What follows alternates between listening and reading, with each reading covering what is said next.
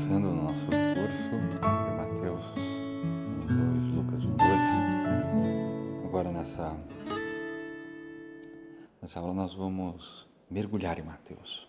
Vamos tentar esmiuçar bem toda a narrativa da infância segundo São Mateus. Vamos começar pela descrição literária e o conteúdo teológico de Mateus 1, 2. Vamos juntos? Inscreva-se aí no canal, ative o sino, compartilhe com as pessoas que você acredita que possam se interessar por esse conteúdo mais denso, né? Cá entre nós não é tão simples estudar esses pormenores, não é todo mundo que gosta. E se você, por acaso, chegou aqui nessa aula, nós estamos dentro de um curso e temos aí já alguns vídeos antes desse, onde a gente foi construindo toda uma ideia para a gente entender melhor o que os evangelistas escreveram sobre o nascimento e a infância de Jesus, tá bom? Então veja os outros vídeos, conheça bem o texto bíblico também e vamos lá. O prólogo do Evangelho de Mateus tem 3 blocos de forma literária diferente. Você que conhece bem o texto, lembra lá comigo. Primeiro Mateus faz a genealogia de Jesus, que é o que a gente lê em Mateus capítulo 1, versículos de 1 a 17. Depois uma narrativa da anunciação, interessante, né? Lucas vai ter a anunciação a Maria, mas em Mateus não tem a anunciação a Maria, tem a anunciação lembra? A José. Isso está em Mateus capítulo 1, versículos 18 a 25. E depois uma narrativa de tipo agático, de perseguição de Herodes, incluindo a visita dos magos. E 3 pequenas narrativas, e sobre a narrativa agática, ou o Midrash agático, nós falamos nos vídeos anteriores, quando a gente explicou o Midrash Halaká, a Agadá e o Pesher, tá bom? Se você não lembra, volte lá, para que você possa desfrutar melhor dessa aula. Vamos lá. E também nós temos, depois da visita dos magos, nós temos 3 pequenas narrativas concluídas, cada uma com uma citação dos profetas. E isso é importante, né? No Midrash Agático, onde se descreve um acontecimento de salvação, e também na Halaká, né, que é o Midrash Halaká, de cumprimento de uma escritura. Então, Mateus vai usar disso. Então, ele vai citar os profetas na fuga para o Egito, no massacre dos inocentes e no estabelecimento em Nazaré. De um ângulo diferente, podemos contar também, depois da genealogia de Jesus, 5 cenas, nas quais se sucedem os sonhos de José e as intervenções de Herodes.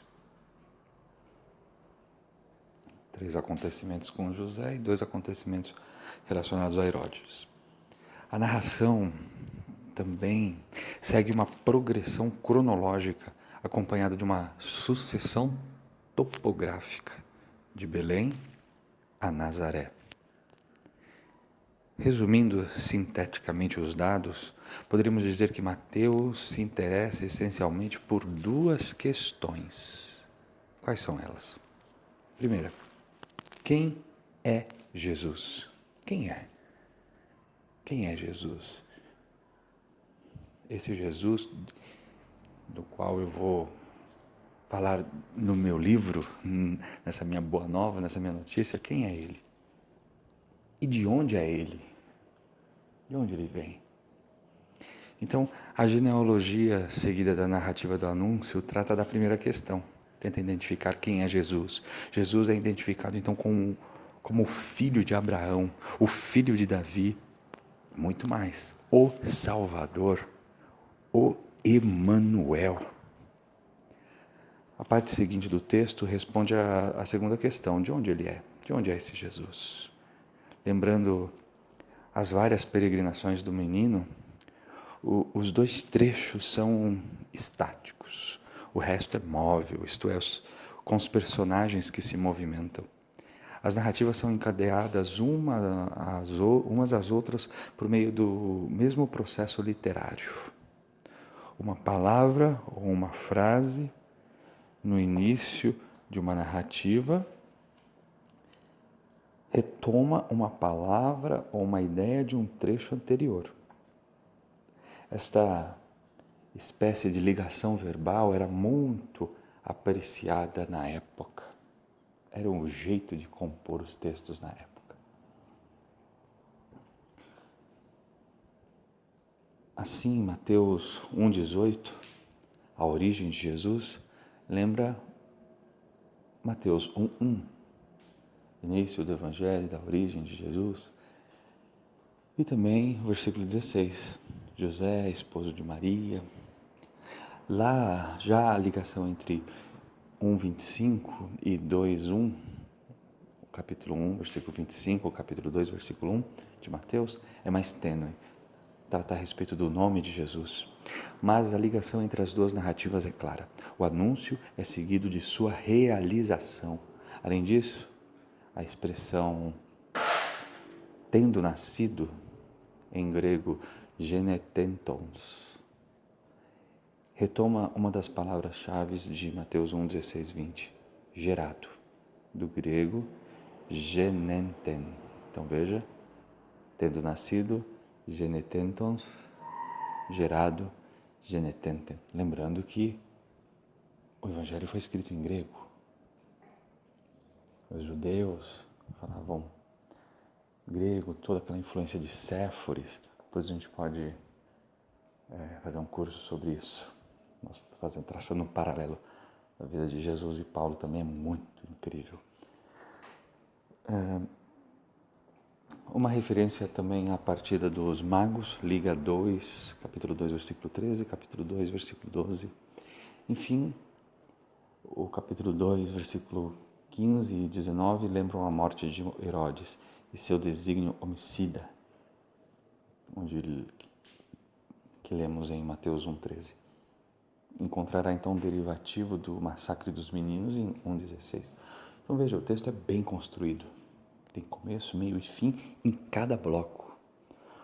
O conjunto constitui, pois, um todo bastante coeso, no qual as cenas se evocam umas às outras e no qual reaparecem as mesmas expressões. O anjo do Senhor, citado 4 vezes. O sonho, citado 4 vezes também. O menino e sua mãe, citado 5 vezes. Veja, texto bem feito. Bem feito. É muito bonito de se ver, né? Muito mais do que bonito, o propósito, né, de teologicamente defender ali a pessoa de Jesus é incrível. Esta unidade aparente não disfarça, claro, algumas falhas na construção narrativa, a partir das quais o exegeta poderá talvez formular algumas hipóteses sobre a gênese literária do texto. Mas nosso olhar deve fixar-se primeiro no texto tal como ele se apresenta atualmente. As considerações que às vezes seremos levados a fazer sobre a história literária do texto serão sempre muito breves. Aceitando a unidade do conjunto atual, reconhecemos que cada elemento textual pode e deve ser entendido. Primeiro, em função da perícope que o sustenta, ou seja, do trecho que o sustenta. Em segundo lugar, em função da narrativa da infância considerada em sua totalidade. Então, é possível entender o texto pelo texto mesmo, como a gente viu, ele tem começo, meio e fim, esses blocos, esses pequenos blocos dentro de Mateus 1:2. Mas eu também posso entender aquele texto dentro do conjunto de Mateus, capítulo 1 e 2. Ou seja, aquele texto está ali escrito para poder alargar o horizonte, explicar melhor essa questão do nascimento e da infância de Jesus. Mas, como já dissemos também, a gente pode ler os textos em função de todo o Evangelho de Mateus. E aí somos convidados a ter aquele olhar já do fim da história, que é ver Jesus ressuscitado. Nesse tríplice nível que falamos, nessas três funções de chaves de interpretação, o intérprete do texto de Mateus é convidado a fazer um desdobramento das várias possibilidades de sentido, estabelecendo nexos que criam um aprofundamento novo do pensamento. De qualquer forma, seria arbitrário separar Mateus 1:2 do conjunto evangélico que o sustenta. Porque tem gente que diz isso, né? Esse texto foi acrescentado depois, então não importa, o importante é o que vem depois. Mas não acreditamos assim.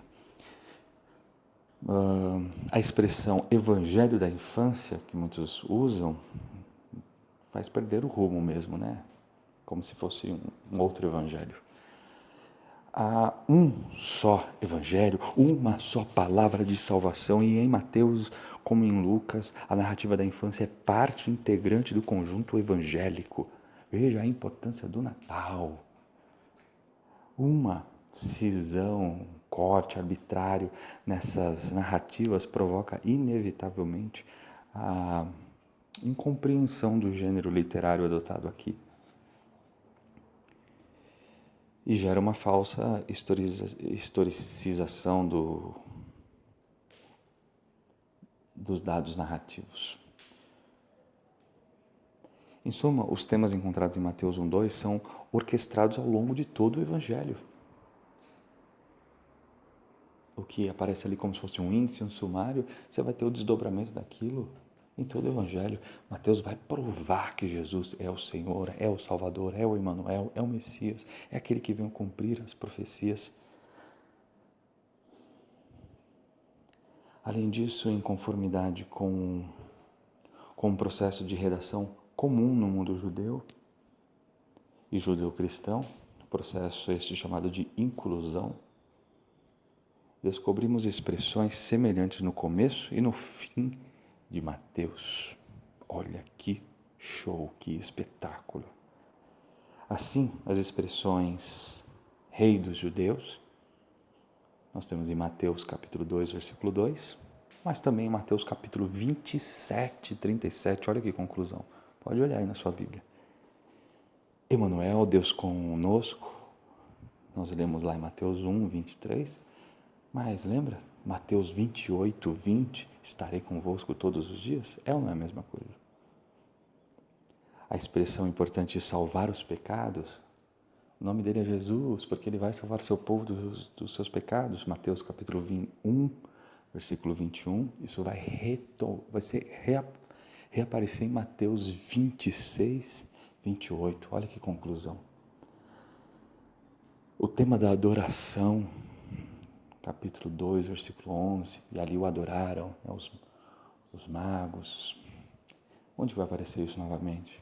Mateus 28, versículo 19. Disse mal, né? Mateus 28, versículo 17. 19 é outra coisa. Já digo também, o Espírito Santo aparece em Mateus 28, 19, mas também aparece em Mateus 1, 18 a 20. O que ela concebeu é fruto do Espírito e por aí vai, né? Sem falar também no tema do respeito às ordens. Aparece a ordem de Deus, né? Em Mateus capítulo 1, versículo 24, e depois reaparece lá em Mateus 28, 20. Ide as nações e fazei discípulos meus a todas as criaturas.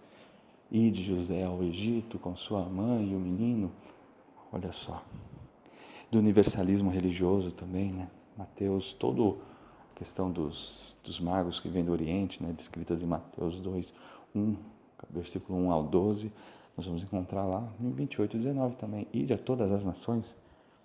Tenhamos, portanto, cuidado de não isolar as narrativas da infância do conjunto do Evangelho. Elas têm tudo a ver. Tudo a ver. Que isso fortaleça a sua fé, te aprofunde a sua oração e melhore mais ainda o seu anúncio do Evangelho. Deus te abençoe. As indicações que vamos ver nas próximas aulas vão reunir dados linguísticos, culturais, mas vai ser muito legal, se prepara. Vamos começar com a genealogia de Jesus. Te encontro na próxima aula. Até lá.